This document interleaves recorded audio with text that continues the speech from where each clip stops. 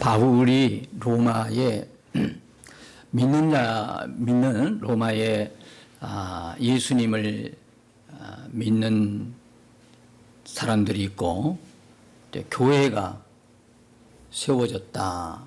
그 이야기를 듣고 가고 싶어 하죠. 마음에서 뜨겁게 정말 진심으로 가고 싶은 거예요. 예수 믿는 거 하나 때문에. 지역도 다르고 출신도 다르고 성품도 다르고 그죠? 서로 취미도 다르고 다 다른데 예수 믿는 것 하나 때문에 예수 믿는 것 하나 때문에 아주 순수하게 가고 싶었던 게 누구냐면 바울이었어요. 그래서 우리가 위에 보면 그걸 알 수 있어요. 9절에 봐도 항상 내 기도에 쉬지 않고 너희를 말하며 그러잖아요. 그 다음에요 10절에 보니까 어떻게 하든지 하나님 뜻 안에서 너에게로 나아갈 좋은 길 얻기를 구하노라. 계속 기도해 왔다는 거예요. 그 다음에 11절에도 내가 너희 보기를 간절히 원하는 것은 그러잖아요. 13절에 보면 형제들아 내가 여러 번 너희에게 가고자 한 것. 그죠? 이렇게 또 뒤에 로마서 15장 23절에 가도 열애 전부터 언제든지 스바나로 갈 때에 너에게로 가기를 바라고. 이런 것 보면 바울이 정말 로마 교회에 가고 싶었던 것 같아요. 정말 간절한 마음으로. 이런 표현들이 바울의 그 마음들을, 강한 의지들을 말해주고 있지요. 그러나 길이 안 열리는 거예요. 13절 끝에 보니까 뭐라고 해요? 지금까지 길이 막혔도다. 길이 안 열려서 지금도 하나님의 뜻을 구하고 하나님 뜻이 어디 있는지. 여러분 우리가 기도하다 보면 기도가 이제 쉽게 응답이 되면 뭐 괜찮겠지만 기도해도 아직도 응답 못 받고 있는 부분에 있어서는 계속 우리가 뭐 합니까? 둘 중에 하나겠죠. 기도해도 소용없네 하고 기도 포기하는 쪽이 있고 그래도 하나님 뜻이 무엇일까? 계속 하나님의 뜻을 구하면서 기도하는 사람이 있을 거 아니겠습니까? 사도 바울은 지금까지 길이 막혔는데도 계속 기도하는 겁니다. 어제 제가 누군가와 이제 대화하면서요. 로마서 16장에 가면 문안 인사가 20번 나옵니다. 문안 인사가 20번이 나와요. 누구에게 문안하라, 누구에게 문안하라. 그게 이제 로마서 16장은 조금 논란이 되는 장이기도 해요. 학자들 간에 논란이 있어요. 왜냐하면 바울은 한 번도 로마 교회를 간 적이 없어요. 간 적이 없는데 그 16장에 보면 많은 사람들을 소개하고 있고 문안한다는 인사 말이 나오기 때문에 이게 뭔가 그런 생각을 가질 수가 있어요. 그건 아주 단순합니다. 어떤 분은 그게 소개되는 분들이 다 에베소 교인들의 이름도 있고 고린도 교회 교인들의 이름들이 있으니까 뭐 이게 훗날에 로마서의 첨부가 된 장이다라고 이야기하지만 뭐 그렇게 보기는 좀 무리수가 있을 것 같고 정확한 해석은 아마 그럴 것 같아요. 바울은 비록 몸은 못 갔지만 바울은 무슨 뜻에선가 하나님이 바울이 로마 교회를 직접 가는 거 막으셨단 말이죠. 어쩌면 고린도 교회에 있어서 고린도 교회에서 로마서를 기록했다면 예루살렘에서 로마로 가는 것보다는 고린도 교회 거기에서 로마로 가는 게 훨씬 짧은 거리거든요. 쉽게 갈 수 있었어요. 하나님의 정말 뜻이 바울이 로마 교회를 방문하기를 허락하셨다면 아마 고린도 교회에서 바로 로마서까지 쓸 필요 없이 그냥 바로 건너갔을 수도 있을 거예요. 근데 무슨 뜻인지 하나님은 바울은 못 가도록 막으셨고 아마 그 16장에 소개된 분들은 자유롭게 왕래가 되지 않았을까. 예수 그리스도를 다 구주로 믿는 사람들이니까 사도 바울이 그 로마 교회의 태생을 알 정도 같으면 본인이 개척은 안 했지만 그래도 믿는 사람들의 교류가 있을 거 아니에요. 그죠? 그러니까 그 16장에 소개된 사람들은 뭐 어떻든 간에 자유롭게 이렇게 로마 교회를 방문했을 것이고 교류가 있었던 것으로 파악해 볼 때는 무리 없는 해석이다라는 생각이 들죠. 아무튼 참 희한하게도 하나님은 바울의 기도에 응답을 안 하시는 거예요. 어떻게 하실래요? 여러분, 우리 그런 경험을 많이 하시죠. 여러분 보실 때 제가, 목사인 제가 기도하는 것 하나님이 다 들어주셨을까요? 목사님 정도 같으면 뭐 하나님과 잘 가까운 분이고, 그죠? 예, 또 이 동네가 좀 높은 동네니까, 또 천국하고 가까우니까 이 동네 분들은 다 기도하면 제때제때 응답이 되고, 이런 생각을 약간은 하실 수 있으나 그거하고는 전혀 무관하죠. 저도요, 지금까지 기도하는 게 있어요. 지금까지. 물론 기도 응답이 안 됐다라고 하는 거는 좀 거짓말이겠고, 응답은 즉각 응답이 있는 것도 있고요. 마음만 품어도 응답이 바로 되는 거 있고요. 그냥 새벽에 그 조용한 시간에 하나님 이 문제에 어떻게 생각하십니까? 주고받을 때 바로 주시는 때도 있고 안 주실 때도 있고, 지금까지도 기도해도 계속 기도해야 될 게 있어요. 여러분은 어떠나요? 네, 여러분은 어떠나요? 사도 바울 정도 같으면 하나님이 즉시 응답해 주셔야 되죠. 그렇지 않아요? 근데 지금까지 하나님이 응답이 없어요. 근데 사도 바울은 계속 기도하고 하나님의 뜻을 찾고 있어요. 근데 이렇게 사도 바울이 로마 교회로 가기를 원했던 이유가 있죠. 11절에 보니까 뭐예요? 신령한 은사를, 그죠? 내가 너희 보기를 간절히 원하는 것은 어떤 신령한 은사를 너에게 나누어 주어서 너희를 견고하게 하려 합니다. 이렇게 말하고 있어요. 12절에 보니까 너희와 나의 믿음으로 말미암아 피차 안위함을 얻으려고 한다 그래요. 안위함이라는 건 뭡니까? 뭐 쉬운 말로 위로를 얻고 격려를 받고 뭐 이런 겁니다. 그러니까 이제 사도 바울은 주는 것뿐만 아니라 사도 바울도 받아야 돼. 목사라고 해서 여러분 무조건 여러분 성도들에게 무조건 주기만 하는 사람인 줄 아십니까? 지금까지 그렇게 알았죠? 아니요. 목사도요 받을 때가 있습니다. 사도 바울도 그러잖아요. 사도 바울이 이 정도 같으면 저는 더 하죠. 사도 바울도 분명히 이야기해요. 줄 건 주고 받을 건 받아야 되겠다는 거예요. 이게 명확한 복음 안에서 이루어지는 성도의 교제입니다. 어떤 신령한 은사를 너에게 주어 너희를 견고케 하되 내가 받을 게 또 있다는 거예요. 우리 스스로 피차간에 안위를 받기 위함이니라. 위로와 격려가 필요하다는 이야기예요.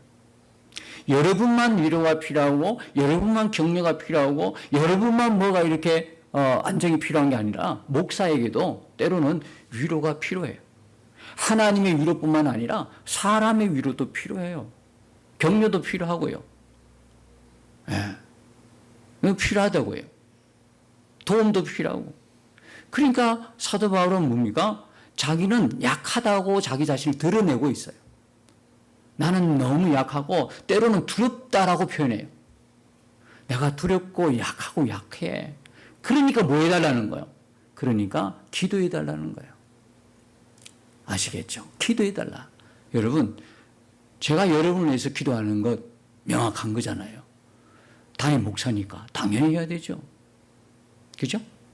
그렇지만 여러분만 저의 기도를 필요로 하는 게 아니고 저는 여러분들이 저를 위하여 기도해 주기를 요청하는 거예요. 여러분의 기도가 저에게 필요한 거예요. 그죠? 그러니까 이 단에서 말씀을 바르게 전할 수 있는 거예요. 이제 나이가 드니까요. 원고에 다 해도 기억이 안 나. 단어도 어둔하고요. 예. 그렇다고 저를 아주 긍휼한 눈초리로 바라보지는 마시고요. 그 나이 들매 열매예요. 제가 누차 이야기하죠. 저는 나이 드는 거에 대해서 굉장히 기뻐하는 거예요. 이렇게. 나이 드니까 너무 좋은 게 하나님의 열매로 결실을 맺어가는 거예요. 젊었을 때는 그죠? 거칠고 투박했던 게 나이가 들고 늙으니까 힘도 빠지고 육신에 힘 빠지는 게 나쁜 것만은 아니더라. 성질도 자동적으로 죽고 그죠? 그 노란 부분도 깎여가고 좋아요. 어떻든 말. 예. 그런데 불편하기는 해요. 원고를 써도 어떤 데는 말씀도 잘 안 이어주기도 하고 암송이 안 되기도 하고 근데 단어가 생각이 안 나. 이렇게 하다 보면. 좀 거칠 때도 있고. 그래서 여러분들의 기도가 필요한 거예요. 저는 아주 약한 존재거든요. 너무 약. 마음의 상처도 쉽게 있고. 여러분들이 못해도 빈소리라도 이렇게 잘한다는 이야기도 해보고 가끔씩 자주 하면 그게 진심이 안 느껴지잖아요. 그죠? 가끔씩이라도 문자라도 이렇게 목사님 사랑합니다. 뭐 조금 거짓말이 섞여도 듣기 너무 좋아요.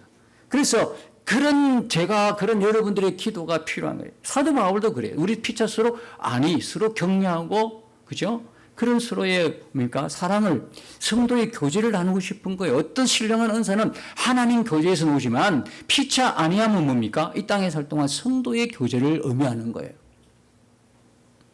사도 바울도 이렇게 부탁을 하는 거예요. 사도 바울에게 있어서 피차 아니하면 뭐가 가장 사도 바울의 마음을 편안케 했을까요? 복음을 전했을 때 어떤 일이 일어나는 거예요. 그 복음을 그대로 듣는 거예요. 여러분의 눈빛이 반짝반짝 빛나는 거예요. 예수 그리스도의 복음을 전하는데 반짝반짝 빛나요. 그러면요, 설교자는요, 마음이 흥분이 돼요. 너무 기쁜 거예요. 너무 기쁜 거예요. 그러면 거기다가, 그죠?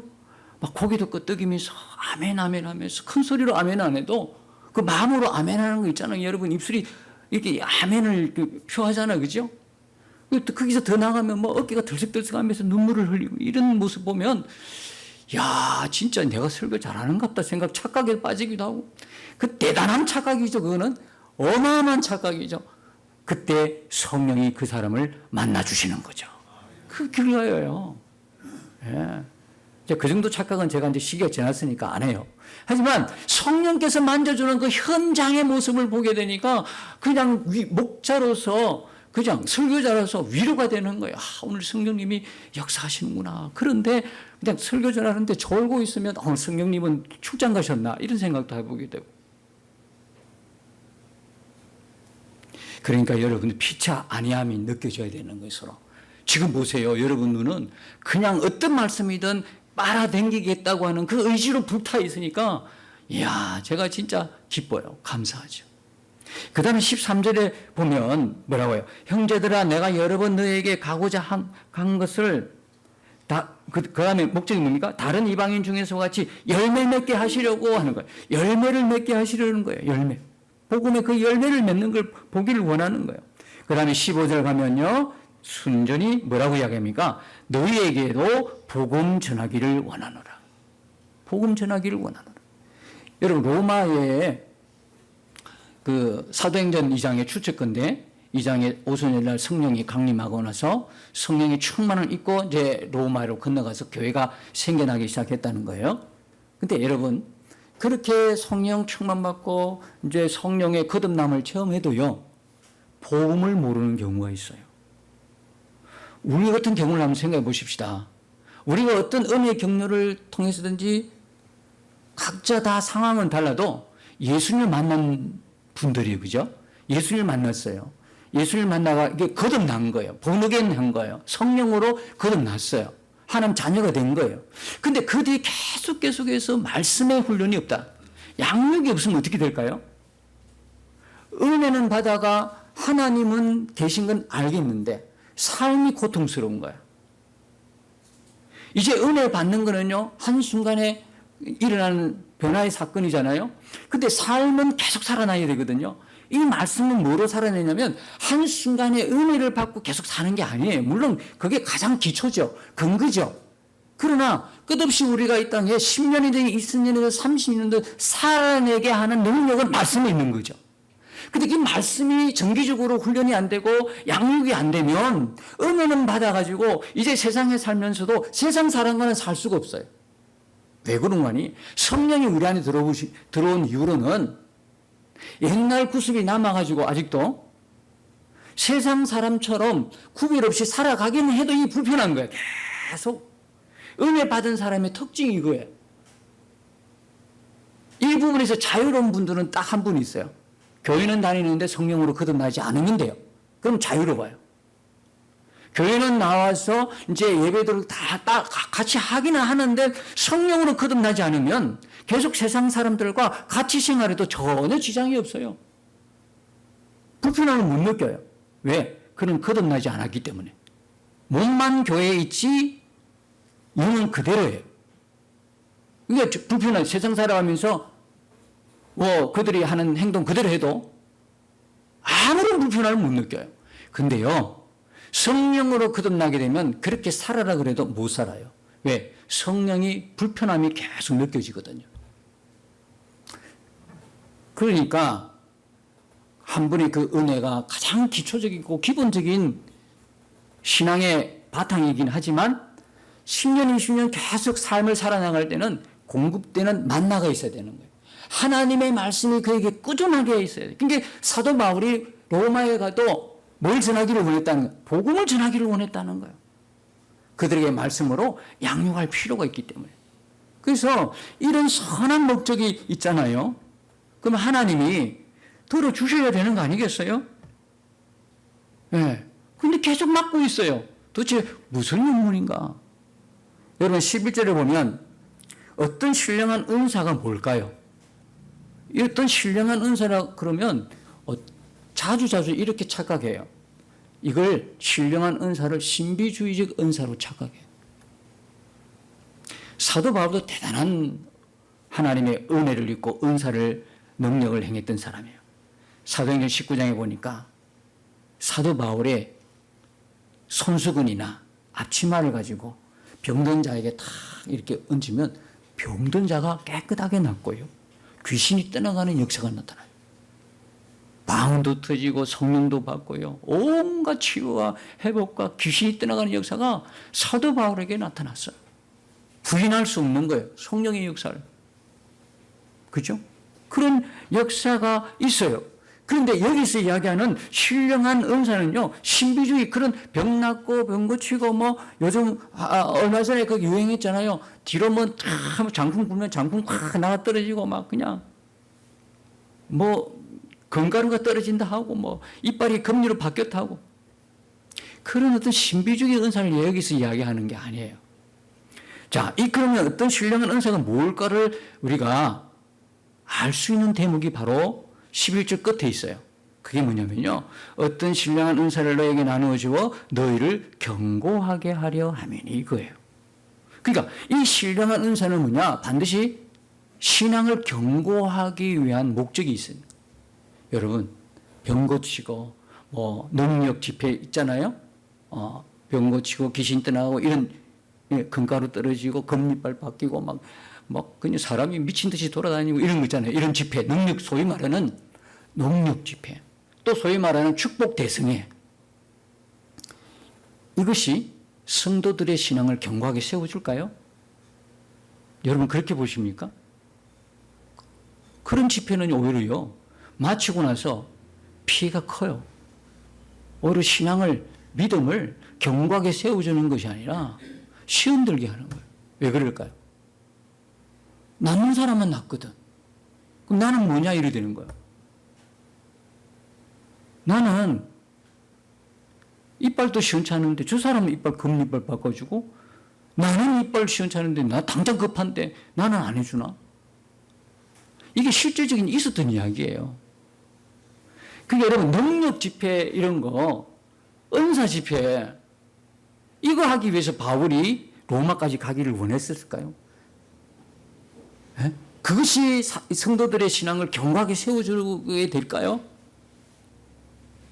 신앙의 성도의 신앙을 견고하게 세워주는 것은요, 뭐냐면 복음이에요. 복음. 십자가의 복음이에요. 예수 그리스도의 십자가와 부활의 이 복음을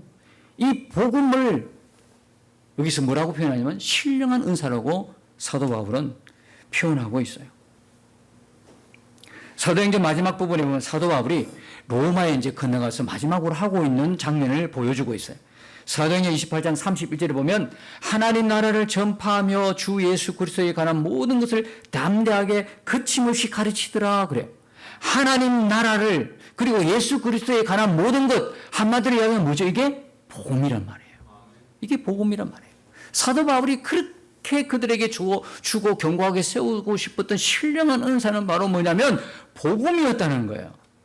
베드로전서 1장 25절에 이 말씀이 있어요. 오직 주의 말씀은 세세토록 있도다 하였으니 너에게 전한 복음이 곧 이 말씀이니라. 로마서 16장 26절에 보면 이 복음으로 너희를 능히 견고하게 하신다라고 표현하고 있어요. 사람이 신앙이 견고하게 세워지는 거는요, 병 낫고 귀신 이런 능력과 그런 게 아니고요, 복음 위에 설 때 신앙에 견고하고 튼튼하게 세워진단 말입니다. 한 영혼이 죽음에서 사망에서 살아나는 능력보다 더 큰 능력이 어디 있어요? 그렇잖아요. 예수 그리스도의 복음으로 말미암아 한 영혼이 살아나는 거예요. 그게 어떤 능력과 비교가 될 수 있단 말입니까? 복음 안에 있는 예수 그리스도의 안에 있는 신령한 하늘의 복, 하나님 안에 있는 무한한 사랑과 은혜, 하나님의 사랑의 깊이와 넓이와 높이와 모든 이 가정들을요, 이런 것을 깨달아가는 거예요. 복음을 통해서. 그럴 때 우리의 신앙은, 우리의 믿음은 누가 흔들어도 끄떡하지 않는 든든한 버팀목으로 견고하게 세워져 가는 거예요. 여러분들, 성도들은요, 이처럼 남에게 나누어 줄 것이 있는 사람이에요. 여러분에게. 그렇죠? 이 복음이 있다 이 말입니다. 예수 그리스도의 십자가와 예수 그리스도의 부활. 하나님의 이 놀라운 이 사랑이 여러분 안에 있어요. 그 여러분들이 마음껏 나누어 주는 사람이에요, 여러분들. 받기만 하는 사람이 아니라 여러분들은 나누어 주는 사람이에요. 너에게 나누어 주는 거예요. 여러분, 오늘 우리가 매월 넷째 주는 영혼 사랑 주일이잖아요. 한 주간 누구를 위해서 기도합니까? 가족 전도를 위해서 기도하고 나의 전도 대상자를 위해서 기도하는 주간이잖아요. 우리 안에는 나누어 줄 것이 있어요. 나누어 줄 것도 없는데 나누어 주려면 이건 너무 고통이죠. 근데 여러분 안에 나누어 줄 것이 있어요. 그게 뭡니까? 예수 그리스도의 복음인 거예요. 당신은 죄에서 해방받을 수 있어요. 당신은 죽음에서 여러분 생명을 얻을 수 있어요. 그분이 누구냐? 예수 그리스도예요. 예수님이 우리의 죄를 대신해서 죽을 수밖에 없는 우리의 영원한 사망에서 우리를 건져주신 분이 예수 그리스도예요. 내가 믿는 그 예수, 생명의 예수, 그 능력의 예수, 누구든지 믿으면 구원받는 그 예수. 그래서 16절에 뭐라고 합니까? 이 복음은 모든 믿는 자에게 구원을 주시는 하나님의 능력이라고 그러잖아요. 최고의 능력, 복음의 능력, 구원의 능력. 우리 안에 있으니까 막 우리는 나누어주는 사람이에요. 그래서 성도들은요, 온 세상, 온 사람을 통해 대상으로 막 나눠주는 사람들이에요. 사도행전 4장 6절에 은과 금은 내게 없거니와 내게 있는 이것을 내게 주노니 나사렛 예수 그리스도의 이름으로 일어나 걸으라. 그 안에 있는 이 복음의 능력이 사도들로 통하여 은과 금이 아니라 예수 그리스도의 이름을 주잖아요. 예수 그리스도의 이름으로. 여러분도 가정에서나 우리의 삶의 터전, 직장이나 학업의 현장, 우리가 발디디는 모든 현장에서 우리가 나눠줄 수 있는 유일한 이름, 예수 그리스도의 이름으로 무너진 그 삶의 현장이 일어나 걷고 뛰는 역사가 나타나기를 소망합니다. 모든 우리 삶의 영역에. 12절에 보면 이는 곧 내가 너희 가운데 너희와 나의 믿음으로 말미암아 피차 아니함을 받으려 함이라 말씀드렸지요. 피차 이렇게. 우리끼리 만나면 너무 좋아. 성도들이 만나가지고 대화 나누는 거 보면 이 사람이 거듭난 사람인가 은혜 받은 사람인가 알 수 있어요. 이 사람의 관심, 이 사람의 생각, 이 사람의 언어, 대화 이걸 보면 알 수 있어요. 그게 우리끼리 만나가지고 지난 한 주간 살아가면서 하나님이 내게 이런 은혜를 주셨어 하고 서로 나누는 거 너무 좋죠. 시간 가는 줄 몰라. 하나님의 말씀의 은혜를 서로 누리면서 막 서로 이야기하잖아요. 1시간, 2시간 금방 지나가요. 이런 그 성도들의 대화, 여기에서 서로 뭡니까? 위로를 받는 거예요. 그랬어? 당신에게 지난주 하나님이 그렇게 역사했어? 그럼 나에게도 그렇게 역사하시겠네? 나는 그동안 기도를 했는데 기도가 응답이 안 됐어. 근데 당신 그렇게 하나님 살아계심이 분명하네. 그럼 나 좀 더 기도할게. 그럼 서로 이렇게 말을 주고받으면서 이게 아름다운 성도의 서로의 피차 안위를 얻는 교제가 이루어지는 거예요. 교회 안에서 그런 교제가 많이 일어나야 돼요. 그렇죠? 한 주간에 하나님의 은혜 역사가 내게 없었다는 것은 뭔가가 조금 문제가 있긴 해요. 그죠? 하나님이 안 계신 것 외에는 하나님이 나와 영원토록 함께 계시는 그 하나님이신데 아무 일이 없다. 이건 조금 문제가 있지 않나요? 무슨 일이라도 있어야 되는 거예요. 예. 그분이 나와 함께 계시는데, 그죠? 아무 일이 없다는 이야기는 좀 수상한 이야기예요. 뭔가가 있어야 된다는 거예요. 그래서 우리가 서로 이렇게 만날 때마다 그런 은혜의 대화를, 교회 안에서도요, 그런 은혜의 대화를 많이 나누시길. 예. 그런 그런 에피소드가 많아야 되는 거예요. 긴 한 주간을 살면서 주님의 여러분을 향한 그 은혜의 역사들이 계속되는 거예요. 자, 이처럼 그래서 이렇게 이제 지금까지 막 너희들한테 가서 내가 이렇게 하겠다 하는데 하나님이 계속 길을 막아요. 지금까지 길이 막혔도다. 13절 끝에 보면 그렇게 말씀하시죠. 바울의 간절한 소망에도 불구하고 소원은 이루어지지 않고 있어요. 기도는 응답되지 않고 있어요. 심지어 바울은 지금 구제연금 가지고 어디로 가고 있어요? 예루살렘으로 가고 있어요. 15장에 보면, 로마서 15장에 보면 그런 장면이 나와요. 여러분, 바울의 길이 막힌 기간을 로마서 15장에 22절, 23절에 보면 여러 번이라고 이야기해요. 여러 해라고 이야기해요. 여러 해 동안 했어요. 여러 해 동안 사도 바울은 로마로 가기를 원했어요. 기도 많이 했어요. 지금까지도 기도하고 있어요. 그럼 길이 막혀 있어요. 한두 번 해가지고 포기한 게 아니라니까요. 여러 해 동안 여러 번, 그때마다 길을 막고 있는 거예요. 하나님이 길을 안 열어주시는 거예요. 근데 사도 바울은 끝까지 포기하지 않고 지금도 계속 기도하고 있어요. 왜 막으셨을까? 대충 짐작컨대 사도행전 18장에 보면 사도 바울이 고린도 교회에 있을 때요, 주께서 한 성중에 나타나가지고 뭐라고 말씀합니까? 이 성중에 내 백성이 많도다 그래요. 지금 바울은 지금 금방 건너가고 싶다니까.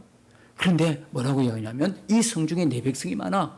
그러므로 성령의 뜻은 뭐였습니까? 계속 크게 머물러 있는 거예요. 마게도니아와 아가야 지방에서 전도하기를 원하셨던 거예요.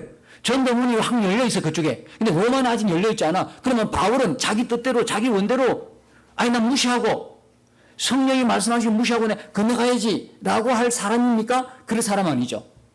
데살로니가 5장 19절에 보면 성령을 소멸치 말며라고 말씀하고 있어요. 사도 바울은요, 특히나 성령에 예민한 사람이에요.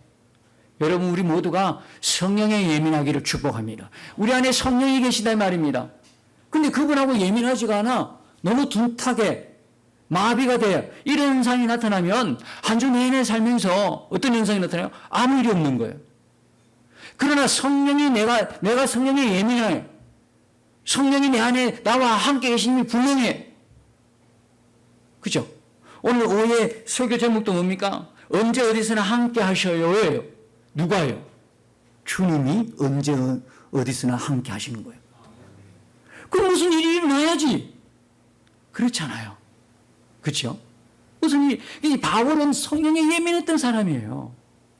예민하니까 이 말씀을 주셨을 때에 무시 못하는 거죠. 건너갈 수가 없는 거예요. 그러니까 환경이 열리지가 않아요. 여러분 혹시 이런 경험 하셨어요? 여러분 마음이 굉장히 불편한데도 계속 그 일을 하다가 난감한 경험 있으신가요? 저는 있어요. 그래서요, 속으로 결심과 함께 기도해요.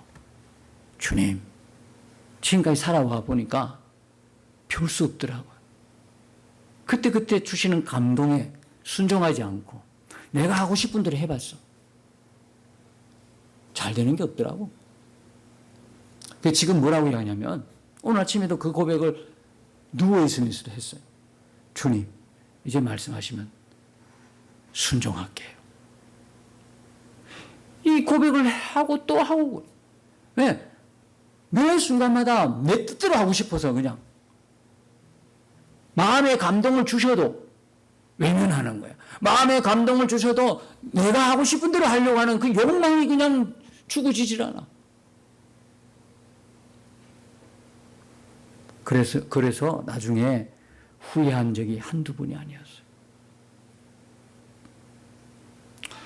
자, 그러면 바울이 이런 상황인데 어떻게 하나님이 바울의 기도를 들어주시지 아니했을까? 그죠? 야, 이런 거 보면 바울도요, 굉장히 어려움을 겪고요. 우리와 똑같아요. 바울이 뭐 믿음이 더 특출해서 그게 아니고요. 바울이 우리보다 뭐 기도를 많이 그런 것도 아니에요. 하나님의 은혜는 누구에게나 공평하게 부어주시는 거예요. 반응이 달라서 그렇지. 사도 바울에게도 어려움이 없어요. 응답 안 되고 이런 때가 많았어요. 기도 응답이 안 되는 이런 경우가. 얼마나 난감했겠어요. 여러분, 우리가 자꾸 낭망하고 실망하고 속냐면 이런 분들의 설교 때문에 그래요. 여러분, 하나님께 기도하면 하나님이 다 들어주시고 다 말씀하시고 다 응답하십니다. 그렇습니까? 솔직해지자고요. 서두에 말씀드렸잖아요. 기도는 응답이 되는 게 있고 안 되는 게 있어요. 지금까지도 안 되는 게 있어요. 그렇게 말씀하면 안 돼요. 본인이야 그렇게 간증하겠지요. 그러나 분명한 것은요, 세상의 모든 사람, 바울이 이 정도 같으면 세상의 모든 성도들, 지금 존재하는, 지금 세상을 살아가는 우리들에게는 바울과 똑같은 상황이라고요. 어떤 거는 응답이 되고 어떤 거는 딜레이 되고 어떤 거는 아직도 기도 제목이야. 바울에게도 이런 게 있었어요. 그래서 바울이 이걸 어떻게 대처해 나가냐면 10절이에요. 10절을 보면 어떻게 하든지 이제 하나님의 뜻 안에서 너에게로 나아갈 좋은 길을 얻기를 구하노라. 계속 기도하는데 바울의 기도 내용은 뭐냐면 하나님의 뜻을 구하는 기도였어요. 모르니까. 하나님의 뜻은 어디 있습니까? 자꾸 하나님의 뜻을 구하는 거예요. 로마로 가는 게 하나님의 뜻이라면 가장 좋은 때에 가장 좋은 방법으로 가장 좋은 열매를 주실 것을 기대하면서 포기하지 않았어. 기도 포기하지. 사랑하는 성도 여러분, 지금 혹시 기도하다가 기도가 영 응답이 없어. 하나님, 나 어떻게 하라고요? 어떻게 하기를 원하세요? 말씀만 하시면 바로 스타트입니다. 뛰어나갈 겁니다. 할 겁니다. 순종할 겁니다. 이 마음으로 충만했는데도 아무런 기도에도 응답이 없어. 어떻게 하실 거예요? 그래서 낙망하고 실망하고 포기하신 분 계십니까? 오늘 사도 바울의 이 모습은 우리에게 참 귀한 교훈이 되는 거예요. 여러분, 우리가 기도 응답 받는 분명한 확신 세 가지가 있어요. 그게 뭐냐면요, 하나님은 우리의 아버지가 되시기 때문에 그래요. 우리가 결코 기도하다가도 포기하거나 낭망하거나 실망할 필요가 없는 것은 하나님은 저와 여러분의 아버지세요. 어떤 아버지가 자녀의 기도를 외면하시겠나? 다 듣고 계시는 거예요. 다 알고 계시는 거예요. 그래서 그 아버지는 가장 좋은 거로 응답 주셔요. 가장 좋은 때에, 가장 좋은 방법으로, 가장 좋은 열매를 모든 아버지가 원하듯이 하나님 아버지는 더욱 우리에게 그렇게 원하신다는 거예요. 두 번째는 뭐냐? 성도가 하나님의 응답을 확신하는 근거는 뭐냐? 하나님이 함께 하신단 말이에요. 하나님이 나의 아버지지만 하나님이 함께 하셔요. 당신의 그 기도가 응답 안 된 것 때문에 마음 상해 있는 그 자리에 하나님이 함께 계셔요. 근데 뭔가 아직도 응답이 안 된다면 뭔가 내가 모르는 하나님의 뜻이 있겠죠. 라고 여유로운 믿음의 생각들을 가질 수 있지 않겠습니까? 마지막으로 성도가 하나님의 응답을 확신하는 근거는 뭡니까? 하나님이 에베네셀의 하나님이시기 때문에 그래요. 에베네셀의 뜻이 뭡니까? 지금까지 도우신 하나님. 여기까지 도우신 하나님이 장래에도 인도하지 않겠습니까? 그렇죠? 여기까지 오셨다니까? 여러분, 이스라엘 백성들을 출애굽시킨 하나님이 내몰라라고 그때 방치해 놓으셨습니까? 이스라엘 백성이 하나님을 떠난 적은 있어도 하나님이 이스라엘 백성을 떠나거나 버리신 적은 단 한 번도 없어요. 계속해서 돌아오라고 그랬잖아요. 계속해서 수많은 선지자들을 통해서 구약 내내 하는 말씀이 뭡니까? 떠난 이스라엘 백성이 돌아오라는 메시지잖아요. 신약을 사는 오늘도 마찬가지예요. 하나님은 우리를 한 번도 떠나지도 버리지도 않으신 하나님, 에베네셀의 하나님은 앞으로도 우리의 미래를 책임지시고 인도하시는 하나님이세요. 이 세 가지 확신을 분명히 여러분들이 가지고 있으셔야 되는 거예요. 아니, 지금 응답이 안 돼도 낙심하고 낭망하고 더 이상 기도해봤자 소용없겠다고 포기하는 그 순간에도 이 세 가지는 여러분이 마음에 분명히 새기셔야 되는 거예요. 앞길이 막막해요. 뭘 해야 될지 모르겠어요. 캄캄한 어둠 속에 있어요. 그래도요, 이 하나님, 하나님의 신실하심을 믿고 그 하나님을 신뢰하고 더욱더 고백하시는 거예요. 뭘 고백합니까? 나의 아버지 하나님 사랑합니다. 이제 더 이상 믿습니다 하지 말라고 했죠. 믿습니다 하는 사람 여기 없어요. 그렇죠? 믿습니다 하는 사람 여기는 없다고요. 사랑합니다 하는 사람만 여기 예배하고 있어요. 믿습니다 하는 불신자가 안 믿어지니까 불신자에서 신자로 돌아올 때 믿습니다가 적용이 되는 거예요, 여러분. 구원받은 하나님의 백성의 고백은요, 믿습니다가 아니고 하나님 사랑합니다예요. 하나님 사랑합니다. 이 고백을 하셔요. 변함없는 하나님. 하나님은 변함이 없어. 나를 향한 신실하심은, 나를 향한 사랑은, 나를 믿고 나를 하나님이 인도하시는 건 전혀 변함이 없어요. 그러므로 사랑하는 성도 여러분, 혹시나 기도하다가 낙심되신 분들이 있다면 오늘 이 말씀, 사도 바울의 상황을 여러분의 것으로 받아들이시고 사도 바울이 신실하신 하나님을 믿고 끝까지 기도하기를 멈추지 않는 것처럼 오늘부터라도 다시 기도의 자리에서 신실하신 하나님 바라보면서 에베네셀 하나님, 아버지 되신 하나님, 나와 영원토록 함께 계시는 하나님 바라보면서 믿음으로 승리하는 저와 여러분 되시기를 예수님 이름으로 축복합니다. 주와 함께 싸워 승리하리라. 날마다 믿음으로 나 살아가리. 날마다 믿음으로 나